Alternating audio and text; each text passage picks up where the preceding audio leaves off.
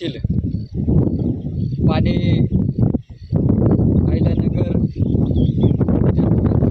पारनेर अशा बऱ्याच तालुक्यांमध्ये जवळजवळ 250 किलोमीटरच्या त्या प्रवाह त्या ठिकाणी चालू असताना तो 1450 क्युसेकने ते पाणी त्या ठिकाणी चालू होतं. 35 दिवसाचं आवर्तन असताना 2 दिवसाचं आवर्तन त्या ठिकाणी वाढवलं गेलं आणि त्यामुळे जुन्नर तालुक्यातील जे शेतकरी आहेत त्यांनी अनेक उन्हाळ्यामध्ये जे माल केले होते त्या मालांना आणि जनावरांच्या चाऱ्याचा प्रश्न त्या ठिकाणी भविष्यामध्ये आणि आत्ताही त्या ठिकाणी भेडसावत असल्यामुळे गेली 2 दिवसापूर्वी शेतकरी संघटनेच्या वतीने येळगाव धरण या ठिकाणी जाऊन कुकडी प्रकल्पाचे अधिकारी RJ हांडे यांना त्या ठिकाणी निवेदन दिलं होतं आणि निवेदनामध्ये 2 दिवसामध्ये जर या ठिकाणी हे पाणी बंद केलं नाही तर शेतकरी संघटनेच्या वतीने त्या ठिकाणी जलसमाधी आंदोलन करू, तसेच अधिकाऱ्यांना त्या ठिकाणी पाण्यात घेऊन जाऊ आणि स्वतः त्या ठिकाणी जागेवरती जाऊन त्या ठिकाणी पाणी बंद करण्याचा इशारा हा शेतकरी संघटनेने दिला होता. आणि त्याच पार्श्वभूमीवर या इशाऱ्याची दखल घेत आज सायंकाळी 4 वाजता पाटबंधारे विभागाने ते पाणी बंद केलेलं आहे. खरं तर हा शेतकरी संघटनेचा त्या ठिकाणी विजय आहे. अजूनही पाटबंधारे विभागाच्या अधिकाऱ्यांना त्या ठिकाणी विनंती आहे का अजून देखील माणिकदेव धरणातून पाणी या येळगाव धरणामध्ये चालू आहे. आज संध्याकाळी आपण जर ते पाणी बंद केलं नाही तर त्या ठिकाणी शेतकरी संघटना डायरेक्ट जाऊन पाणी बंद करेल.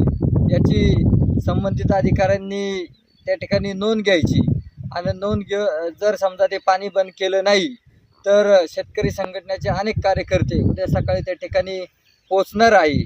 आपण त्या ठिकाणी खालचं पाणी बंद केलं त्यामुळे आता हा शेतकरी संघटनेच्या वतीने हा शेतकऱ्यांना खऱ्या अर्थाने न्याय भेटलेला आहे. त्यामुळे आता कमीत कमी चाऱ्यासाठी आणि गुरांना पिण्यासाठी हे पाणी त्या ठिकाणी उपलब्ध होणं गरजेचं आहे. आता माणिकदेव धरणामध्ये काल 11% पाणी शिल्लक होतं, आज 10% त्या ठिकाणी पाणी शिल्लक आहे. परंतु उन्हाळ्याची तीव्रता पाहता 38 ते 40 टेम्परेचर त्या ठिकाणी आहे.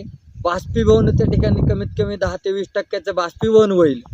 त्यामध्ये गाळ हा कमीत कमी 20% गाळ आहे, म्हणजे पाणी राहिलं 60%. त्याच्यातलं जुन्नर नगरपालिकेच्या पिण्यासाठी त्या ठिकाणी 30 ते 40% पाणी राहणार आहे, म्हणजे मृत साठा हा फक्त त्या ठिकाणी शिल्लक राहील. भविष्याच्या काळामध्ये जर पाणी असंच चालू राहिलं तर शेतकरी संघटना अजून तीव्र पद्धतीने त्या ठिकाणी आंदोलन करेल, परंतु शेतकऱ्याला त्या ठिकाणी पाणी कमी पडून देणार नाही. सर्वांनी भविष्य काळामध्ये कमीत कमी आपल्या हक्काच्या पाण्यासाठी त्या ठिकाणी जागृत होणं गरजेचं आहे. आणि या पुढील काळात देखील शेतकरी संघटना ही शेतकऱ्यांबरोबर राहील.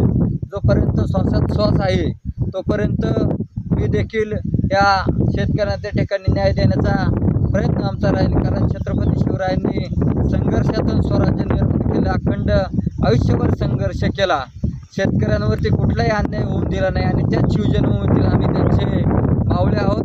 आम्ही देखील शेतकऱ्यांवरती अन्याय होऊन देणार नाही. वेळप्रसंगी आमच्या अंगावरती कुठली बाजू बेतली तरी आम्ही त्याचा विचार न करता सदैव शेतकऱ्यांच्या पाठीमागे उभे राहू एवढंच या ठिकाणी सांगतो. थांबतो. जय हिंद, जय महाराष्ट्र, जय शिवराय.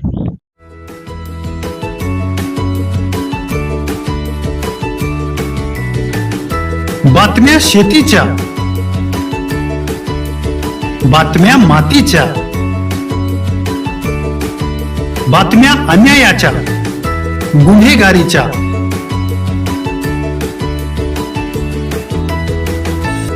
राजकारणाच्या आणि समाजकारणाच्या,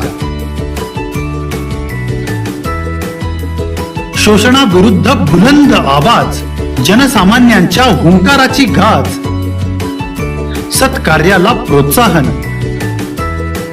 दुष्कृत्याला अनुशासन, निर्भीड, निस्पृह, सडेतोड, बेधडक आणि रोखठोक म्हणजेच विघ्नहर टाइम्स, शोध बातमीचा, ध्यास सत्याचा. आपलं चॅनल, आपली बातमी. सबस्क्राईब तर कराच, पण बेल आयकॉनवर क्लिक करायलाही विसरू नका.